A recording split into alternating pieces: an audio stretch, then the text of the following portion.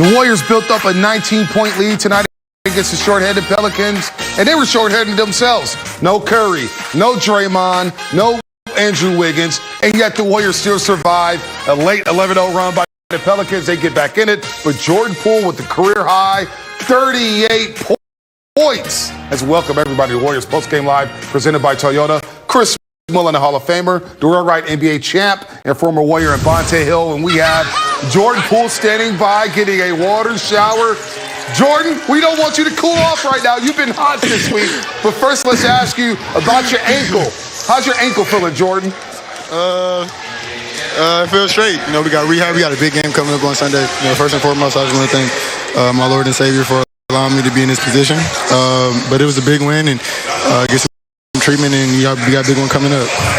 Jordan, congrats on your career high. You've been playing some great basketball. Tell me how you feeling out there going into, like you said, a big game. I think we were just trying to focus on picking at the right time. We're a tremendously talented team, and you know, after we put our pieces together, it's about time to make a run. And you know, we didn't have our core three today, but we were able to pull it out. Jordan, congratulations on a career high. Great game tonight. I've been really impressed with your playmaking ability and your scoring. Your efficiency numbers are way up. Last three games, 20, 20, and tonight 38. How you feeling going into one of the biggest games this season on Sunday against Memphis? I feel good. You know, I think everybody feels good. You know, we were able to get Steph, Wiggs, and Draymond some rest. You know, those guys are huge for our success. But, you know, shout out to Mike, shout out to Eric. Welcome Eric back. And Nico, Juan, T, everybody stepped up tonight, you know, and I think we need our entire team, and I think we're ready to make a big push. Jordan, if you had to pick a turning point of the season for you, what would it be? Would it be coming back from the G League after getting some reps down there? Because you've been averaging well over 15 points per game since you came back from the G League. But what, in your mind, was a turning point for your season this year? I just think when Coach Kerr told me that I gained his trust, you know, especially as a young player, that's huge, to have the coach's trust and you can go out there and play a game, you know, and I want to get everybody else involved while still being aggressive. And, you know, I'm just thankful, like I said, to be here, and we got to keep our momentum going. And Jordan, watching you play, I mentioned your playmaking ability, your scoring.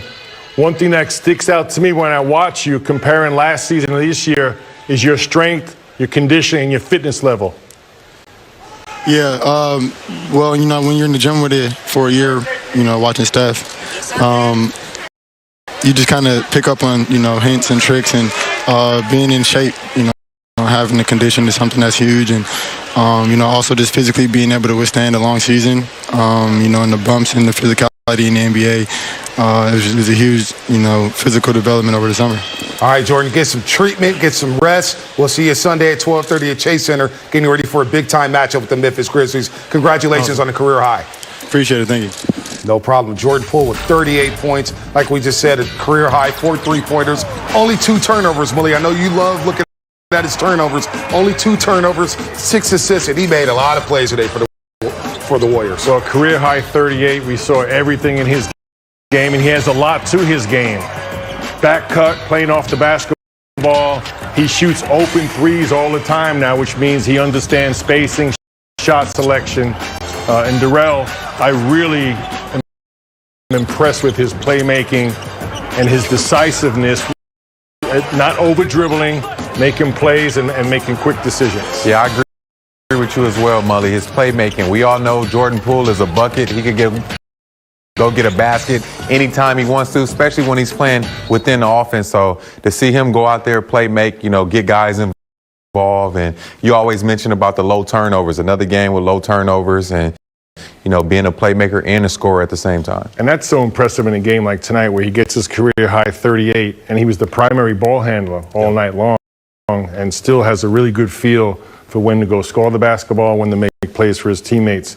And I mentioned his strength and conditioning and his fitness level. I think that's been a huge improvement, and that's a lot of hard work during the pandemic when nobody's watching, and he's got the ultimate role model in Steph Curry, and he's made some great adjustments there, and you see the improvement on the court. And he got that scare in the third quarter. We all thought, boy, Jordan Poole's going to be out Sunday. On the court, walked it off under his own power, put some ice on it. He got back in the game and made some game-winning plays there. So they need Jordan Poole. It would have been a problem Sunday without him because, as we said here, 20 points against Utah, 20 points against Phoenix, Darrell, and then 38 tonight. He's showing that he's more than a legit NBA player. He's showing that he could help this team either in the future having to roll off the bench. I think he's doing a great job with being that third scorer coming off the bench now, knowing he has to bring that 15 to 20 every single night for this team to be successful. So, yeah, it definitely was a scare, but I'm glad he's okay. And I think he's going to have a big run when it comes for this playoff game. He's going to be one of those guys that's going to be the X factor moving forward. Jordan Poole, Michael Mulder, Juan T., Eric Pascal now. Yep. All these guys have established themselves. They have a role with this team, but maybe more important, the opposing team has to account for them. Now that opens up Steph Curry just a little bit more. Yep, no doubt. And remember Jordan Poole in Memphis on the back-to-back. He had some big games out there in Memphis, Tennessee against the Grizzlies. So he feels good there. Michael Mulder here coming into his own as well. Steve Kerr's been going to an 8-man rotation, and Mulder's been getting minutes. We know he started. Bazemore comes back. He comes off the bench. A career high for Michael Mulder tonight. 28 points, and he's letting it fly from deep, Darrell, with 7 threes, a career high. Michael Mulder is a knockdown shooter. You cannot leave him open. He understands his role as well. When I get the ball with any space, catch and shoot, if they run me off the line, use my athleticism, as you've seen right there. Michael Mulder has surprised me a lot this year as well, showing me a lot that he has in his game. You couldn't ask for more from Michael Mulder tonight, knocking down 7 threes, and that's not all he can do. He can play off the ball. He can finish at the rim with some dunks. But what's really important is when Michael Mulder's on the floor with Steph Curry, there are going to be open shots to be had. Michael Mulder, Juan T., and Jordan Poole have proven to themselves, and again, most important, I think the opposition now has to account for them defensively. All right, we're going to have a little fun a little bit later here. Mullen, you made D. Wright and myself look bad last time we did Taylor's trivia. Now, we don't want questions only from the 1960s. So NBA trivia is coming up, man. 60s and 70s, man. Come on, man. That's Tedler? It's going to be all Laker questions. All right. Then we're all going to lose. They're in the play-in, man. Relax. Let's take a look at the Memphis Grizzlies tonight hosting the Sacramento Kings. Oh, we're going to talk about Sunday. We're not going to Sunday, baby. The playoffs start Sunday. Fun day, Bonte. Sunday fun day. No, we're not having mimosas. We're not going to have brunch. We're going to have some basketball here as the Grizzlies travel out west. And it's the first time Steph is going against Ja Morant. Valanciunas is going to be in the building. Jaren Jackson Jr.'s there.